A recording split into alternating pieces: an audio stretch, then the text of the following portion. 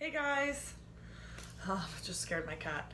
So today I'm going to talk about the truth. You can't handle the truth. This is something that has really been speaking to me and really been a huge part of my life. I spent a majority of my younger years lying about everything and just trying to use that as my escape from reality. And then I ended up getting sent away to this program when I was 16. And when I got sent away, that's where I found my truth. And I started to become extremely honest and realizing that I started to grow and blossom as a person. And I pretty much kept with it ever since then. But something that I have come to reality to in my recovery is we all lie. And I had a hard time with that because I was like, I don't lie. It's not me. I would never do that. But I have. I've definitely extended the truth. I've told little white lies and telling somebody that something didn't look bad on them or whatever the hell case may be. But mostly, I've lied to myself. I've lied to myself about certain things or just trying to cope with things, trying to make myself feel better about it. And something that I'm really working on and trying to grow in is, accepting my truth and learning about my truth. And generally, I don't want to hear it. And I think that's why recently I've really tried to isolate myself and keep to myself because I'm worried about somebody else's perception or what they're going to say. But the funny thing is that I know that I've offended a lot of people and not even meaning to, but just because I say or I speak my truth, which isn't necessarily their truth. But something that I really try to look at is, if somebody does offend me or something, gets at me because, for instance, somebody could call me a bitch and it might hurt my feelings because I used to be a bitch and I can be one. If you push my buttons a certain way, generally a bitch about the truth or something like that, something that's true to me, true to who I am in my nature, or something that I question about myself, things like that. And my truth is just realizing that what's real, it's only real to me, and that's huge. Because I know I had spoken in an R&R meeting on in the rooms, and I think I spoke to somebody a little bit just saying about how my perception is really important to me. My cat's actually trying to get the video, sorry.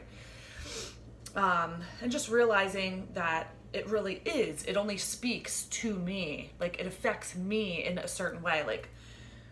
When you think of a home, this is where you live, you live in here, your mind controls so much of your being and how you perceive other people's perceptions, and truthfully it's only yours that matters to you, because it shouldn't matter what somebody else thinks, because I've spent most of my recovery trying to please other people and trying to be something that I'm not, and thinking that I'm pleasing other people, and I really wasn't.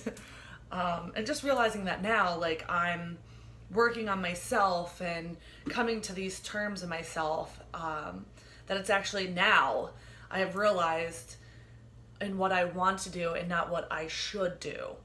And just, I'm so proud of myself and the progress that I've been making and really looking at inner demons for myself, and coming to terms with certain things. It's helped me to, an instance, my foster parents, I can honestly say that I've hated them.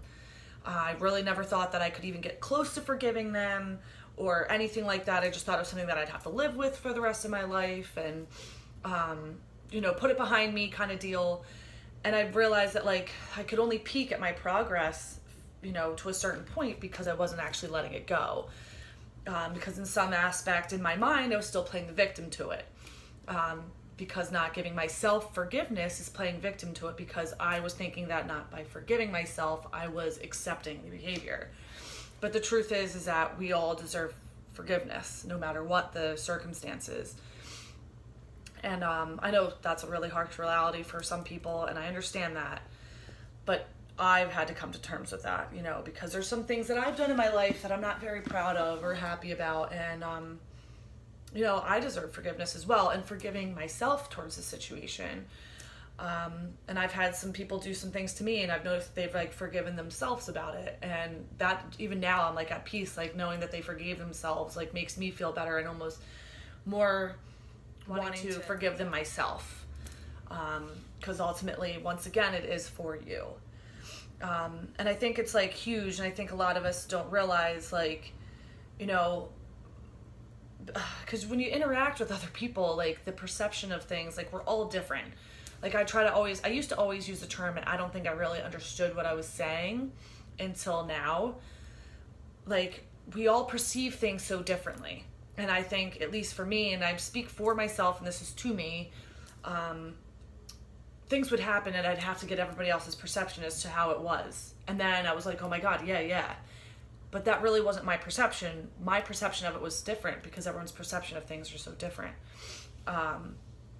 Like, we could all get into a car accident and every single one of us experienced it differently because we all come from different backgrounds and how we take things. And for me, like, I'm really trying to gain,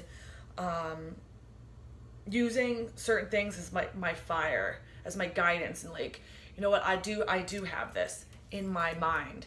Because, for instance, a huge thing in my life and what I've grown up with, I grew up with a foster family, and they told me that I was never smart enough, that I wasn't pretty enough. Notice I'm not wearing makeup.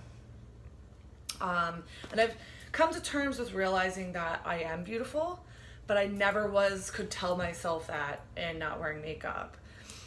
So I'm going to try my best to start really like doing videos without wearing makeup and like trying to accept myself in this form, and, you know, like knowing that I am still a beautiful person. And then as for the smart enough thing, I never really read growing up because I just always thought that I wasn't smart enough. I do read a little bit slower, and people do like knock me for it and make certain comments, like when I would go to AA and stuff like that. But I'm like in the middle of reading 3 books right now, and I'm like, I'm actually not bad at this. Like, I don't know where my thinking that I was unintelligent and couldn't read tied in together. Like, it was just because of belief from this foster family, and maybe because she read a lot, so it just made me think that I couldn't read. But I can read. And, you know, just finally stepping out of certain like mindsets that I've had, like that was their perception. It's not my truth. I'm just realizing that really working on myself and working on my truth is what has really made a difference in mattering in my happiness. Because, you know, realizing like my 1 year is coming up, and I've been so ecstatic and so happy about it. Of course, I'm really the only one. I mean, I have friends that are like, congratulations, whatever, but it's my celebration. I'm so excited that I've done this for myself, because, you know, at around the time last year, I was like wondering if it was even going to happen. But anyways, I bought myself and my son plane tickets to Florida to celebrate. So, you know, a little getaway, because don't really enjoy Jersey that much. And immediately after I did it, when I had to talk myself into doing it the whole weekend, I was like, I felt this enormous guilt. Like, I shouldn't have done that. I didn't deserve that. And that's stemming from my past and not my truth. I do deserve that. I don't know. So it's just funny. I just wanted to talk about that. And I know a lot of us, I feel like, battle with certain things like that, that like mind and soul thing, speaking and what's real and what isn't real, and trying to encompass a balance with certain things. You know, and I'm actually looking, and if anybody out there, I do have something that I'm working on. I now know what I want to do with my life, and I'm not going to discuss it or tell it to anybody until September of next year, so until September 19. So continue on this journey with me. Still plan on keeping sober. We'll always stay honest about it. I look forward to hopefully growing this and being able to share that with you guys next year. So I hope that, you know, you guys got something out of that. I know that I was kind of scatterbrained because it is something that's like extremely exciting to me, and realizing like, oh my gosh, because I think the perceptions that we create for ourselves is more important than anything, and I think we all need to like take a focus at that. Because one of the biggest things that I'm like learning and realizing is, I'm not against dating by any means, but ever since I've taken a step back and took myself off of online dating and certain things like that, I've just I can see myself at times where like I start to get really divulged into certain emotion or way that I'm feeling about something. And my first escape is maybe I should try to date. Like in my mind, that's what I start to go to. And then I realize I'm trying to avoid myself. So, like our habits come in all sorts of different ways and patterns. And I think just for me, like if it's going to happen, she's just going to like come out of the woodwork type deal when I'm in my process or progress. And I still got a lot of work to do. I'm not perfect. I know you guys aren't perfect out there, and I don't know if anybody else had a problem with perfection. And just working in that's a huge thing to like try to get out of and understand the aspect. But balance is everything. And so that's really it for me. Still one day at a time. That's all I really got, and then I know that's really all we all got. So that's all I wanted to share. And namaste. I hope you all have a fabulous sober week. And namaste sober, and I hope you do too.